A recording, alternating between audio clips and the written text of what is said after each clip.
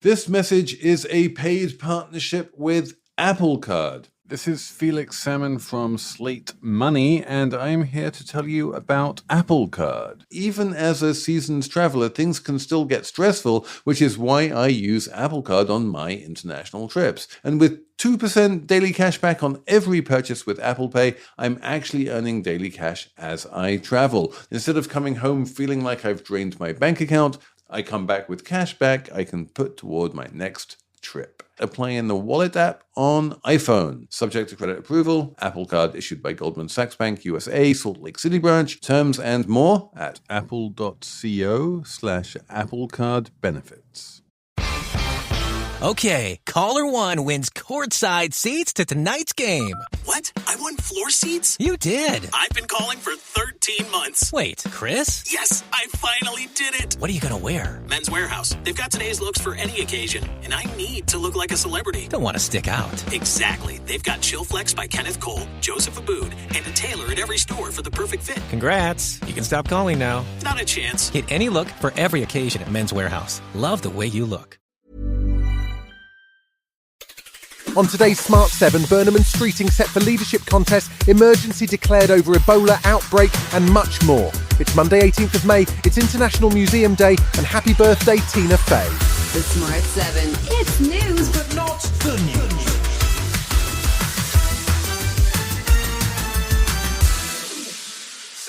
This weekend saw London swamped with protesters for Tommy Robinson's Unite the Kingdom event and a pro-Palestinian march, with the Met Police arresting 43 people between the two events. There was continuing turmoil too in Downing Street as the internal wrangling over the Labour leadership became a relatively straightforward leadership contest.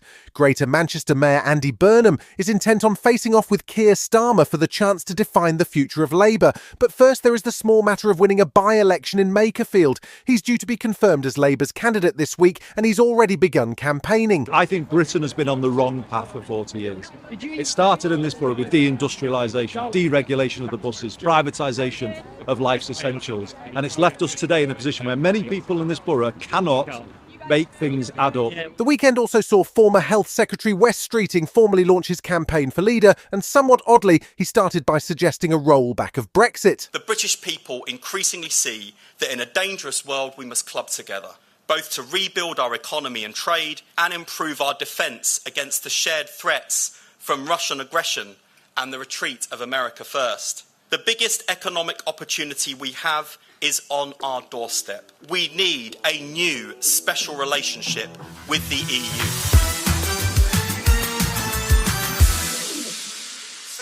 The Prime Minister now finds himself in a difficult position as he is forced to wait to see if Andy Burnham can win the by-election, while Reform are certain to go all out to win the seat and cause as much chaos for Labour as possible. Starmer spent the weekend at Chequers considering his next steps in a complicated political landscape. Wes Streeting is not seen as a credible threat to Starmer according to party polls, but his decision to launch his campaign with a focus on the EU was puzzling Culture Secretary Lisa Nandy. I actually think this is just a bit odd. I listened to what Wes had to say very carefully yesterday. If the answer to all of this was the European Union, then essentially we'd be saying to people what was going on in 2015 in towns like Wigan was absolutely fine. Well, I can tell you that it wasn't. Tory leader Kemi Badenoch must be relieved that her own party's poor performance has been largely overlooked as a consequence of the Labour turmoil. In a world where the traditional two-party system seems to be breaking down, she was asked on the BBC on Sunday who she was most concerned about as an opponent. Everybody is an opponent.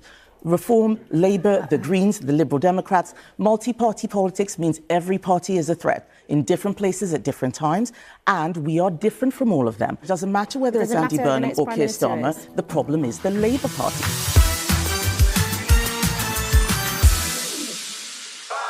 The world has been anxiously watching the cruise ship hantavirus outbreak and worrying about the risk of a global pandemic. But it turns out that we may have been watching the wrong virus, as the World Health Organization declared an emergency on Sunday over an outbreak of Ebola in Uganda and the Democratic Republic of Congo. At least 88 people are dead from what is a new variation of Ebola, the Bundibugyo variant, for which there is no known vaccine. The WHO is warning that the outbreak may be larger than reported, and Dr. Jean Kaseya, the director of the Africa Centre for Disease Control and Prevention, says Western countries need to provide help and support if the outbreak is to be contained. Western countries, they don't understand that when Africa is affected, they are also at risk because people are flying every day. And it means building strong systems, supporting Africa, investing in Africa is also the way to protect Western countries.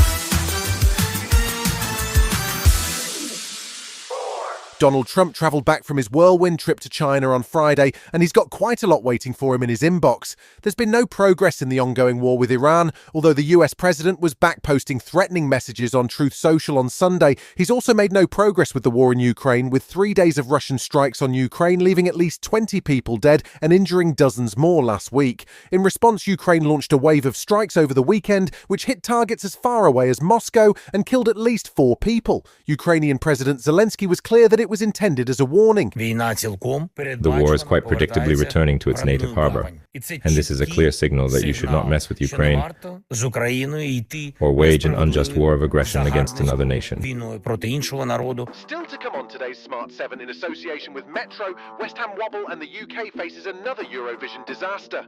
Right after this. This message is a paid partnership with Apple Card. This is Felix Salmon from Slate Money, and I'm here to tell you about Apple Card. Even as a seasoned traveler, things can still get stressful, which is why I use Apple Card on my international trips. And with 2% daily cash back on every purchase with Apple Pay, I'm actually earning daily cash as I travel. Instead of coming home feeling like I've drained my bank account, I come back with cash back I can put toward my next trip. Apply in the Wallet app on iPhone. Subject to credit approval. Apple Card issued by Goldman Sachs Bank USA, Salt Lake City branch. Terms and more at apple.co/AppleCardBenefits. Premier hosts on Vrbo deliver quality vacation rental stays with fast responses and clear instructions. Oh, I had a question. Our host replied super quick. Premier move. Wish I had a Premier group chat. They won't even write me back. Book a top-rated stay with a Premier host. If you know, you Vrbo. Welcome back. This weekend saw Man City and Chelsea face off for the FA Cup, with Pep's side 1-0 winners after 2 years of losses in the final. Chelsea also got a new boss, with former Liverpool player and Real Madrid manager Xabi Alonso confirmed on a 4-year contract. Sunday saw Man United wrap up third place with a 3-2 win over Nottingham Forest, while Newcastle hosted West Ham, who were in desperate need of points to pull themselves out of the relegation zone. The game finished 3-1 to Newcastle, which leaves West Ham 2 points behind Spurs, who face Chelsea on Tuesday. West Ham manager Nuno Espirito Santo wasn't giving up, though. Let's try to finish the season with dignity, with respect for the club. It's going to be a hard week in front of us, but we owe it to the club to try until the end.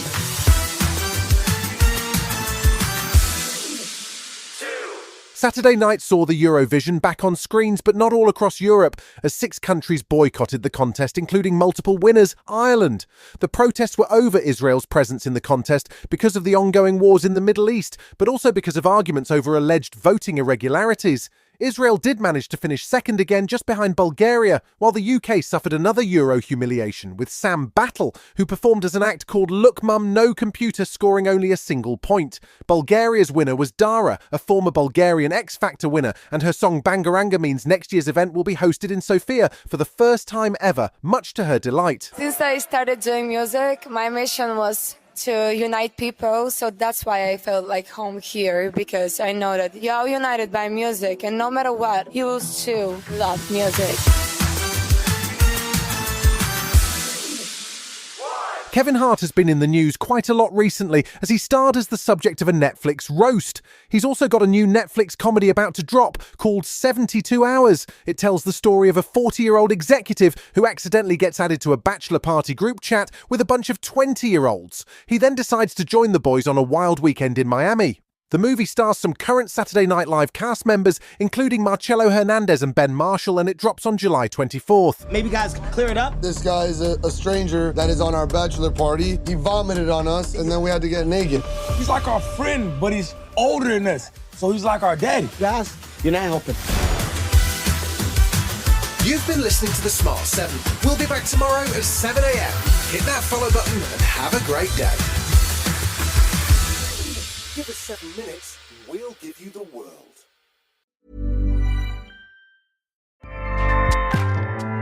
Acast powers the world's best podcasts. Here's a show that we recommend. I'm Alexandra Fairweather, raised by one of the world's great creative geniuses, John Chamberlain, on his famous foam couches. Now I'm on the couch again with today's boldest creative minds for conversations that will spark your creativity and give you the courage to create something new. On the Couch launches May 19th with John Gray of Ghetto Gastro, whose food will make you rethink who belongs at the table. Season 1, Daniel Arsham, Alexander Wang, Annabelle Seldorf, and more. Subscribe wherever you stream and follow along at John Chamberlain Estate.